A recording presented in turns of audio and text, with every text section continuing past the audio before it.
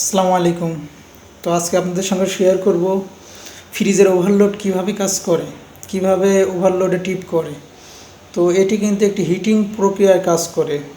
যেমন low voltage, high voltage যখনই হয় অতিরিক্ত বিদ্যুৎ প্রবাহের কারণে এটা ডিসকানেক্ট করে দেয়। তো সেটা আপনাদের দেখাবো এটি কিভাবে ডিসকানেক্ট হয়। তো আপনাদের আমরা প্র্যাকটিক্যালে দেখাবো যে কিভাবে ওভারলোড হিট হলে ডিসকানেক্ট হয়ে যায়। তো আমরা প্রথমে মিটারটা কন্টিনিউটিতে দিয়ে ওভারলোডে দুইটা পয়েন্টে ধরবো। দেখেন কন্ট্যাক্ট কিন্তু এখন পায়ে আছে। তো আমরা গ্যাস লাইটটি হিট দেবো, যখনই হিট হবে দেখবেন কন্ট্যাক্টটা ডিসকানেক্ট হয়ে যাবে।